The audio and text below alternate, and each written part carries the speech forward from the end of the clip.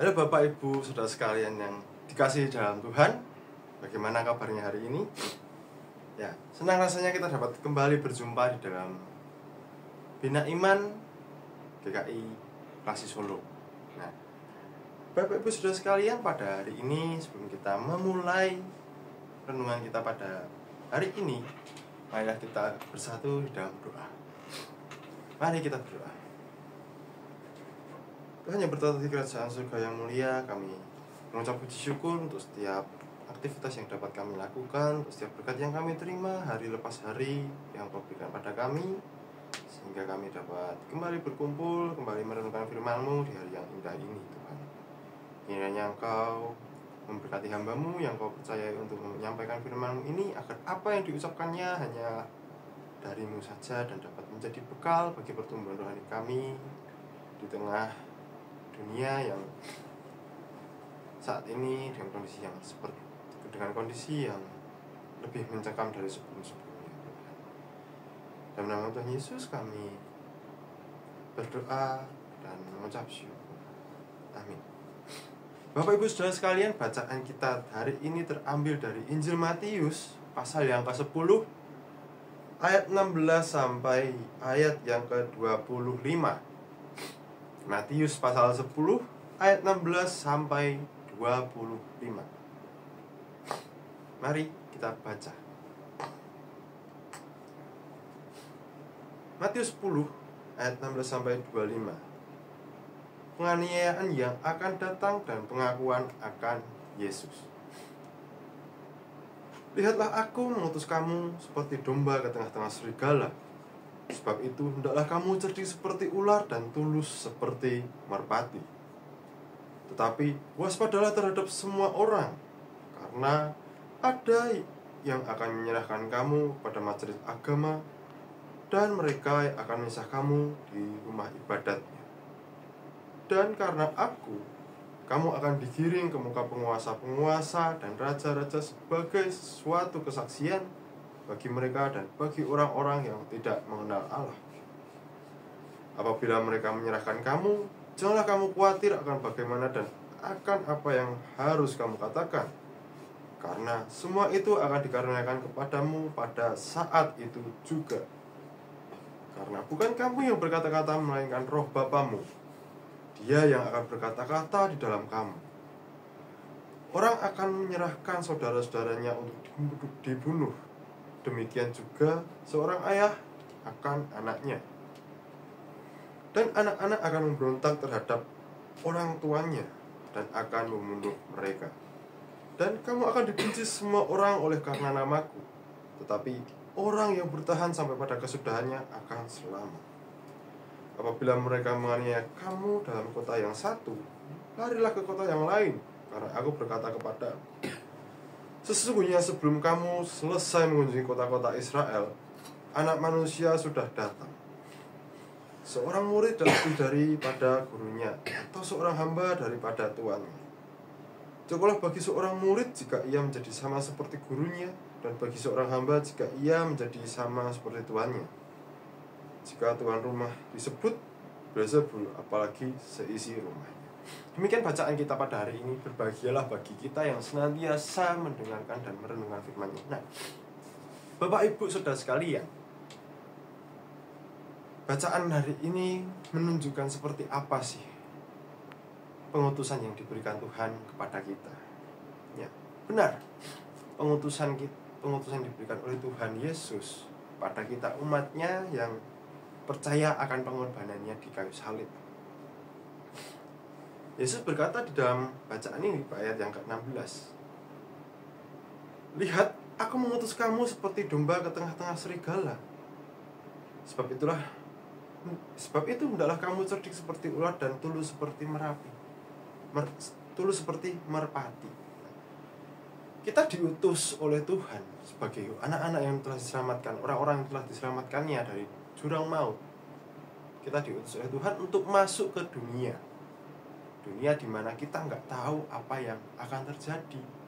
Kita sudah merencanakan apa yang hendak kita lakukan, ujung-ujungnya ya nggak terlaksana juga. Kita diutus, ibaratnya itu kita diutus di tempat yang mengerikan, tapi posisi kita sebagai seorang anak yang polos yang nggak tahu apa-apa, yang harus pintar-pintarnya bagi bertahan menghadapi apa yang akan terjadi. Kayaknya seekor domba yang di tengah-tengah serigala. Nah, kita tahu kan bahwa domba itu adalah makanan untuk serigala. Seekor domba diutus ke tengah-tengah kerumunan serigala, di mana hanya satu ekor domba nih yang diutus untuk masuk ke dalam kerumunan serigala yang mungkin lebih dari 30 ekor. Artinya adalah kita diutus hidup di lingkungan kita yang saat ini, yang mungkin kita hidup di lingkungan yang sangat tidak memberikan kita dampak yang baik, tapi memberikan dampak yang buruk. Entah itu hidup di tengah-tengah kampung yang penuh dengan pertikaian, kampung yang penuh dengan masalah, atau mungkin orang-orang yang suka yang melakukan tindakan yang tidak baik. Kita diutus di tengah-tengah mereka untuk saat ini. Karena kalau kita melihat yang kita baca, anak murid-murid Tuhan Yesus diutusnya lebih daripada yang kita dari apa yang kita jalani hari ini. Kita diutus di lingkungan yang seperti itu. Nah, bagaimana kita dapat menjadi seorang pelopor, seorang yang baik, yang memberikan contoh yang baik untuk orang-orang di sekitar kita. Sama halnya ketika murid-murid Tuhan Yesus diutus ke negara-negara, ke kota-kota di Israel. Mereka diutus bukan untuk menjadi contoh yang baik, justru mereka diutus untuk menyebarkan seperti apa itu kasih Allah, seperti apa itu kerajaan Allah. Ya, kalau kita lihat, kalau kita mungkin ingin mencari seperti apa ending, seperti apa kematian dari setiap rasul yang diutus oleh Tuhan Yesus ini, kita mungkin akan terheran-heran. Karena apa yang mereka alami, apa yang mereka lakukan, apa yang mereka terima itu sangat-sangat di luar nalar manusia. Sedangkan kita yang hidup sekarang ini, yang sudah terbebaskan, kita sudah tidak ada hukuman yang sekejam itu, sekejam yang dialami oleh rasul-rasul yang diutus Tuhan ini. Kita aja mungkin masih yang namanya merasa, Tuhan aku gak mampu, Tuhan aku udah gak sanggup lagi nih Tuhan. Sudahlah Tuhan, jangan utus aku, utuslah yang lain, utuslah orang yang lebih mampu daripada aku. Tetapi Tuhan Yesus sendiri memilih kita, karena Tuhan Yesus melihat bahwa kita mampu sebenarnya. Kita mampu menghadapi semuanya itu. Namun karena kita masih mengandalkan kemampuan kita pribadi, pikiran kita pribadi, ya kita merasa bahwa itu di luar kemampuan kita. Apa yang dialami, apa yang terus dialami, yang akan dialami pun sebenarnya semua itu bisa kita lalui kalau kita mengandalkan Tuhan Yesus nih. Bukan kita mengandalkan kemampuan kita sendiri. Kalau kita cuma mengandalkan kemampuan kita sendiri, ya kita nggak bisa apa-apa. Kita menganggap bahwa hal ini mustahil bagi kita. Kita diminta untuk cerdik seperti ular. Nah, cerdik seperti ular itu seperti apa sih? Di dunia ini akan hanya ada 2 jenis ular, yang dia menyemburkan bisa dan juga yang melilit.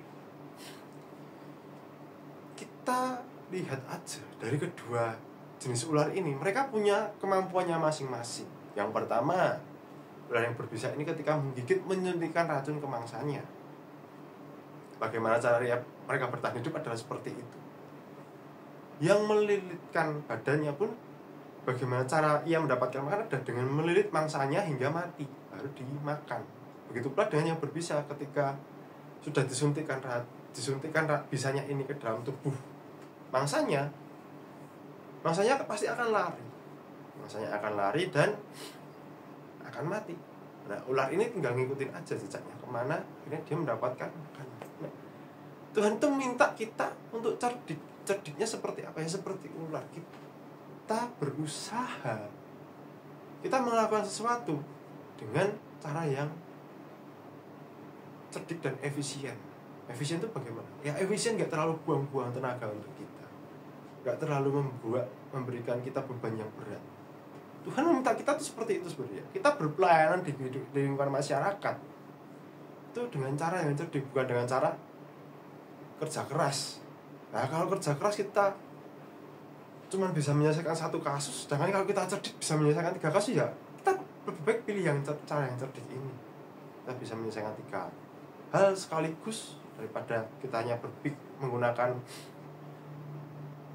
fisik kita untuk menyelesaikan satu hal saja.